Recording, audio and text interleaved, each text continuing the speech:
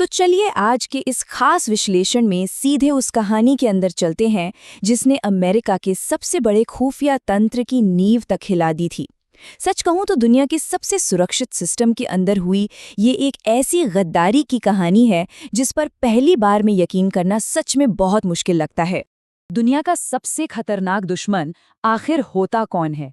खैर, दुश्मन शब्द सुनते ही हमारे दिमाग में सबसे पहली तस्वीर सरहद पर बंदूक ताने खड़े किसी सैनिक की ही आती है ना? लेकिन जासूसी की इस खामोश दुनिया में जो सच्चाई है वो इससे कहीं ज्यादा खौफनाक और हैरान करने वाली है। वो जो सिस्टम के अंदर बैठा है, बिल्कुल। और यही एक लाइन एल्ड्रिच एम्स नाम के शख्स की पूरी हकीकत को बयां कर देती है। ये कोई बाहर का आदमी नहीं था, बल्कि CIA के सिस्टम में बहुत गहराई तक पैठ बनाए हुए था। इसने अपनी ही टॉप लेवल सिक्योरिटी क्लियरेंस का ऐसा इस्तेमाल किया जिसने इस पूरी की पूरी संस्था को अंदर से ही दीमक की तरह खोखला कर दिया। अब जरा इस नंबर 10 पर गौर करते हैं। सिर्फ एक गद्दार, और इसकी भारी कीमत किसे चुकानी पड़ी?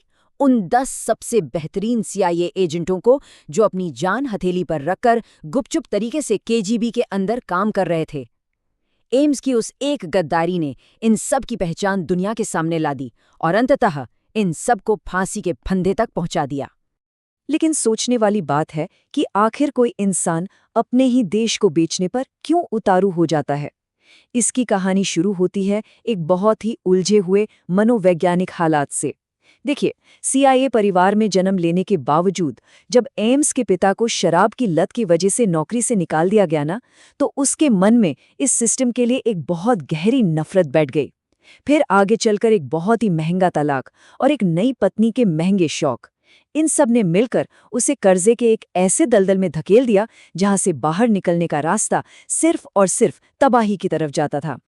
अब इसे किस्मत की विडंबना ही कहेंगे कि इतनी सारी खामियों और मन में इतनी गहरी नफरत पाले हुए इसी इंसान को CIA ने अपने सबसे अहम ऑपरेशंस की चाबी सौंप दी। जब एम्स को सोवियत संघ के ऑपरेशन से जुड़े एक बेहद अहम और ऊंचे पद पर बैठाया गया, तो एक तरह से उसके हाथ में उन तमाम KGB अधिकारियों की असली पहचान आ गई जो छुपकर अमेरिका के लिए काम कर रहे थे।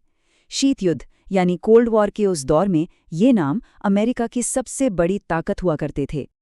अपनी नई पत्नी के महंगे शौक पूरे करने की अंधाधुंध चाहत में एम्स ने एक ऐसा सोची समझी गद्दारी का फैसला किया जिससे पीछे लौटने का कोई रास्ता नहीं बचा था। जरा इस दुस्साहस को देखिए।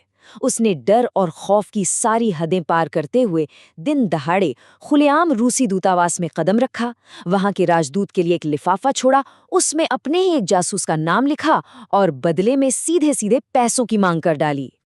$50,000 KGB ने उस पहले नाम के लिए बिना पलक झपकाए खुशी खुशी ठीक ये रकम चुका दी। और जानते हैं इसका नतीजा क्या हुआ? ये जानकारी मिलते ही कुछ ही समय के भीतर KGB ने उस खुफिया एजेंट को ढूंढ निकाला और उसे हमेशा हमेशा के लिए गायब कर दिया। सोचिए, एक इंसान की पूरी जिंदगी, उसकी वफादारी की कीमत सिर्फ $50,000 लगाई गई।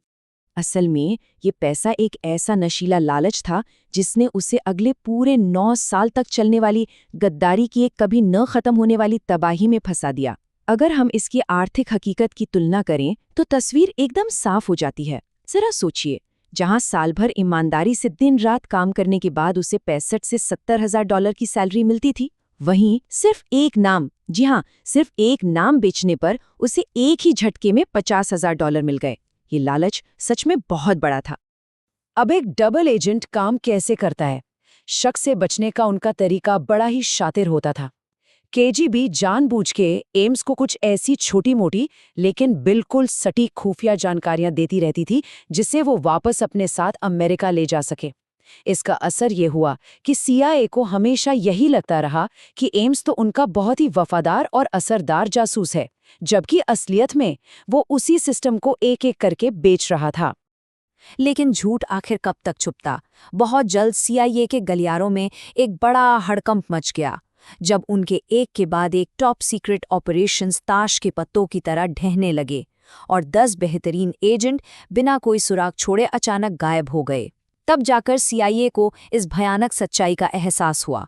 उन्हें समझ आ गया कि उनका सबसे बड़ा दुश्मन किसी दूसरे देश में नहीं, बल्कि उनके अपने ही दफ्तर की दीवारों के भीतर सांस ले रहा है। जब शक गहराया और हर एक कर्मचारी पर बेहद कड़ी नजर रखी जाने लगी, तो जांचकर्ताओं की नजर एक बहुत ही बड़े और हैरान कर देने वाले अंतर पर पड़ी। ये वो खतरे के संकेत थे जिन्हें झुटलाया नहीं जा सकता था। एम्स की वो साधारण सी सरकारी तनख्वाह और उसके शाही खर्चे, जैसे बिना कोई लोन लिए पूरा का पूरा नगद पैसा देकर खरीदा गया $5,40,000 का घर और एकदम चमचमाती लग्जरी BMW कार। ये खर्चे चीख चीख कर गवाही दे रहे थे कि दाल में कुछ नहीं बल्कि पूरी की पूरी दाल ही काली है। अब चूहे बिल्ली का ये खेल अपने आखिरी मोड़ पर था। ये पक्के तौर पर साबित करने के लिए कि एम्स ही वो गद्दार है जिसकी उन्हें तलाश है, CIA और FBI ने मिलकर एक बहुत ही मास्टरमाइंड जाल बिछाया। उन्होंने एम्स को एक बिल्कुल मनगढ़ंत कहानी बताई। उन्होंने कहा कि KGB का ही एक खास अधिकारी अब पलट गया है और CIA के लिए काम कर रहा है। बस अब उन्हें देखना था कि KGB इस फर्जी जाल पर कैसा रिएक्ट करती है। और बिल्कुल वही हुआ जिसकी उम्मीद थी। जाल में शिकार फंस चुका था। जब KGB ने उस झूठी खुफिया जानकारी पर अंधाधुंध भरोसा करते हुए अपने ही अधिकारी को गिरफ्तार कर लिया, तो CIA को वो पक्का और आखिरी सबूत मिल गया जिसकी उन्हें इतने बरसों से पागलों की तरह तलाश थी। खेल अब खत्म हो चुका था। और वो तारीख थी 21 फरवरी 1994। आखिरकार एम्स को उसकी उसी शानदार लग्जरी BMW कार से बाहर खींचकर हमेशा के लिए गिरफ्तार कर लिया गया। अपनी पत्नी को एक लंबी सजा से बचाने के लिए उसने अपना जुर्म कबूल कर लिया। इसके बदले में उसकी पत्नी को 5 साल की सजा मिली।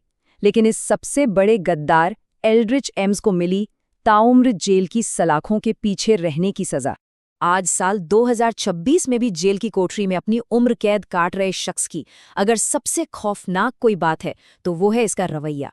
उसे अपने किए पर आज भी रत्ती भर पछतावा नहीं है। उसका ये खुलेआम कहना कि मैं तो बस अपना काम कर रहा था और मैं सबसे बेहतरीन जासूस हूँ, उस खतरनाक मानसिकता की गवाही देता है जहाँ पैसों के लालच में तबाह की गई उन 10 जिंदगियों की उसके लिए कोई कीमत ही नहीं है। एल्ड्रिच एम्स के इस पूरे विश्लेषण के बाद अंत में एक बहुत ही गंभीर और चुभने वाला सवाल हमारे सामने खड़ा हो जाता है। जब एक खुफिया सिस्टम इतना ताकतवर और विशाल हो तो उसे चलाने वाले इंसानों के आम लालच से उसे कैसे बचाया जा सकता है?